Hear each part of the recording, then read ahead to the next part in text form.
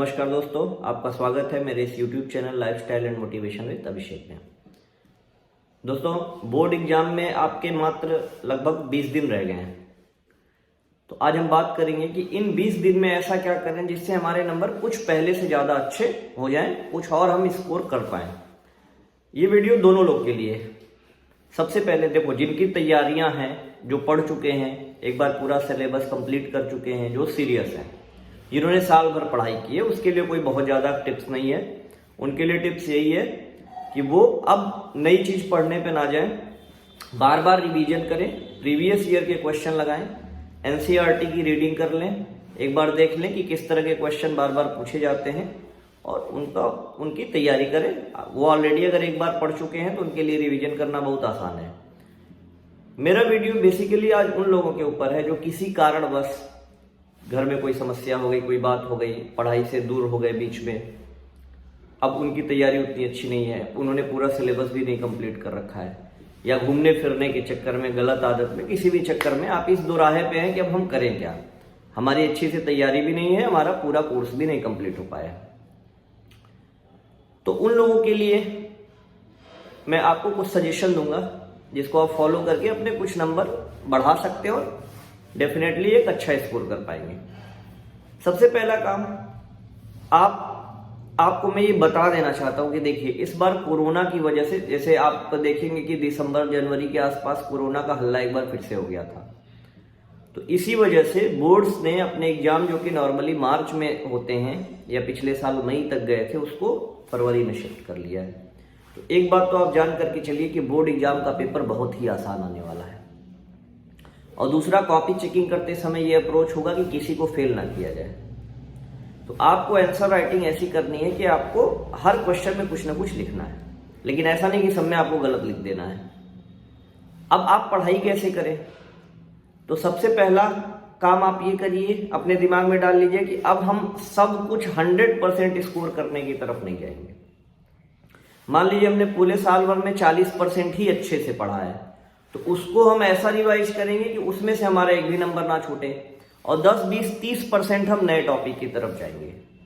तो आपको करना क्या है कि आप पिछले 5 साल, 7 साल, 8 साल का पेपर निकालिए और चेक करिए चैप्टर वाइज कि जैसे मान लीजिए फिजिक्स का कोई चैप्टर है, इलेक्ट्रोस्टैट्स है, तो किस तरह के क्वेश्चन रिपीट मार रहे हैं, केमिस्ट्री में किस तरह के क्वेश्चन रिपीट कर रहे हैं, मैथ्स में डिटर्मिनेंट है तो डिटर्मिनेंट में इक्वेशन सोल्यूशन का एक क्वेश्चन तो 100% मैक्सिमम मार्क्स में आता है, मैक्सिमम मिनिमा का तो एक आता ही आता है।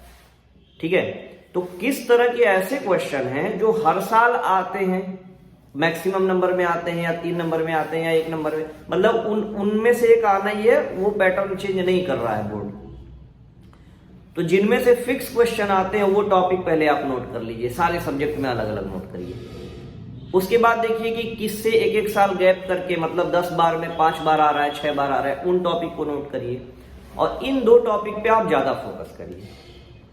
दूसरी चीज, आपको हर सब्जेक्ट पे फोकस करना है, मतलब हर सब्जेक्ट को प्रॉपर टाइम देकर के पढ़ना है। अब आपके पास समय नहीं कि आपको जो इंटरेस्टिंग है, भाई पास तो आपको सब में होना है, तो आपने क्या कर लिया, लिस्ट बना लिया कि मैथ्स में ये फेवरेट टॉपिक है बोर्ड के, इस पे बहुत ज्यादा क्वेश्चन आ रहे हैं, फिजिक्स में इस टॉपिक से बहुत ज्यादा आ रहे हैं, केमिस्ट्री में हर चैप्टर से ये टॉपिक है जिसपे बहुत ज्यादा क्वेश्चन आ रहे हैं। और आपको उन सारे क्वेश्चंस को क्या करना है, जम करके रिवीजन करना है। आप अगर प्रीवियस ईयर क्वेश्चन पढ़ लेंगे ना, तो आप मान के चलिए हर पेपर में 60 से 65% पे स्कोर कर जाएंगे। दूसरा काम आपको क्या करना है कि अब आपको साइड बुक्स को साइड कर देनी है और अब आपको एनसीईआरटी फॉलो करना है। फिजिक्स है तो एनसीईआरटी की एक बार आप रीडिंग मार लीजिए, केमिस्ट्री है हर चैप्टर की एक बार आप रीडिंग मार लीजिए, या जो टॉपिक है उसकी रीडिंग मार लीजिए, और जहां डेफिनेशन मिले उसको अंडरलाइन कर लीजिए, क्योंकि वो जो डेफिनेशन है या छोटे छोटे फैक्ट हैं और पॉइंट है, उनसे 1 नंबर 2 नंबर के क्वेश्चन आ जाएंगे। मैथ्स में इस समय आप एनसीईआरटी लगाइए, प्रीवियस ईयर क्वेश्चन जो कई बार पूछे हैं उनके आगे लिखा रहता है, और मैथ्स में आप क्या लगाइए, एनसीईआरटी लगाइए। नई चीज पे नहीं जाना है, जो आपका तैयार है उसको रिवाइज करना है, नए में थोड़ा ही आपको आगे बढ़ना है, वो भी बोर्ड के फेवरेट क्वेश्चन जो बार बार पूछे जा रहे हैं। अब आप पढ़ने का शेड्यूलिंग कैसे करें? तो देखिए भाई, आपको पढ़ाई का टाइम तो बढ़ाना पड़ेगा। आप साल भर नहीं पढ़े, आप सोचिए कि 1 ही 2 घंटा पढ़ के काम चल जाए, तो ऐसा नहीं होगा। अब आपको अपने पढ़ाई में, अपने रूटीन में, अपने टाइम टेबल में चेंज करना है। अब आपको अपना टाइम टेबल कैसे बनाना है मैं ये बता रहा हूँ। आप अर्ली मॉर्निंग उठिए। इधर 1-2 महीना बोर्ड का एग्जाम है, पास होना, अच्छा नंबर पाना है, तो जल्दी उठो। 5 बजे उठ जाओ। 5 बजे उठने के बाद 5:30 बजे से आप मान के चलिए 2 घंटे, 1 घंटा पढ़ के 10 मिनट 15 मिनट का गैप लेने के साथ साथ मॉर्निंग में आप याद करने वाली चीज याद करो। जैसे 1 नंबर के क्वेश्चन, 2 नंबर के क्वेश्चन, जो डेफिनेशन है, थ्योरी है, उसमें पॉइंट लिखना है, प्रॉपर्टीज लिखनी है, किसी का एप्लीकेशन लिखना है, आप वो सारे क्वेश्चन याद करो। मैथमेटिक्स को आप टाइम दोपहर में दो, दोपहर में आप क्वेश्चन सॉल्व करो, ठीक है। और शाम में आप क्या करो, 1 घंटा समय निकालो कि जो आपने एकदम अर्ली मॉर्निंग और दोपहर में पढ़ा है उसका रिवीजन, मतलब रोज की स्टडी का शाम में 1 घंटे में क्विक रिवीजन। तो दोपहर से शाम तक आप मैथ लगाओ और अर्ली मॉर्निंग आप क्या करो, याद करने वाला काम करो। रात में थोड़ा खा पी के जल्दी सो जाओ। अगला काम, एक बहुत इंपॉर्टेंट काम कर सकते हैं, इससे आपको बहुत फायदा मिलेगा। आप 4-5 दोस्तों का एक ग्रुप बनाइए। अगर आपको जल्दी पढ़ना तैयार करना है, देखिए पढ़ने से ज्यादा अगर आप किसी को कोई चीज पढ़ा रहे हैं ना तो वो जल्दी याद हो जाती है। आप 4-5 लोगों का ग्रुप बनाइए। एक चैप्टर में अगर 15 टॉपिक है तो 3-3 टॉपिक बांट दीजिए कि कल के दिन में हम ये 3 टॉपिक एकदम अच्छे से तैयार करके आएंगे। और तुम भी अपना 3 टॉपिक अच्छे से तैयार करने आना, कहीं से भी यूट्यूब पे देख के, टीचर से पूछ करके, कहीं से भी। और नेक्स्ट डे आप लोग बैठिए, आपने जो 3 टॉपिक याद किया है वो सबको पढ़ाइए। अगले ने जो 3 टॉपिक याद किया वो आप लोग को पढ़ाए, उसने जो 3 टॉपिक याद किया वो आप लोग को पढ़ाए। इस तरह क्या होगा, थोड़ी ही देर में आपका 15 टॉपिक तैयार हो जाएगा। और फिर से मैं जोर दे रहा हूं कि हर टॉपिक को नहीं पकड़ना है, किसी चैप्टर की 15 वो टॉपिक हो जो इंपॉर्टेंट्स हो। जैसे कोई पढ़ने में ज्यादा उस ग्रुप में अच्छा है तो उसको आप डेरिवेशन दे दीजिए कि तुम डेरिवेशन समझा देना, मैं न्यूमेरिकल वाला समझा दूंगा, ये डेफिनेशन समझा देगा। इस तरह से आपकी तैयारी अच्छी हो जाएगी। और एक काम आप क्या कर सकते हैं कि याद करने वाली जो चीजें जिनको आप याद कर रहे हैं, तो अपने दोस्तों को या अपने घर में भाई बहन है उनको बोलिए कि अभी आप मेरे को 1 घंटे बाद में ये 10 लाइन याद कर रहा हूं, पूछना। घर में लोगों के ऊपर जिम्मेदारी दे दो कि इतने बजे आप हमसे पूछेंगे, इतने बजे आप हमसे पूछेंगे। तो एक हमारे माइंड में प्रेशर होगा और हम जल्दी याद करेंगे। दोस्त से फोन पे बात कर लो, फोन पे बात करके पूछो कि तुमने क्या पढ़ा है, हमने क्या पढ़ा है। मान लो आप घर नहीं जा रहे हो तो डिसाइड कर लो आपस में कि हम शाम को 7 से 8 इस चैप्टर के इस टॉपिक पे डिस्कशन करेंगे। ये टॉपिक मैं तुम्हें बताऊंगा, ये टॉपिक तुम मुझे बताना। आप डेफिनेटली देखेंगे कि इस तरह से आपकी पढ़ाई सडन इंक्रीज हो जाएगी, आपको पढ़ने में भी अच्छा लगेगा, आपके टॉपिक बहुत अच्छे से तैयार होंगे।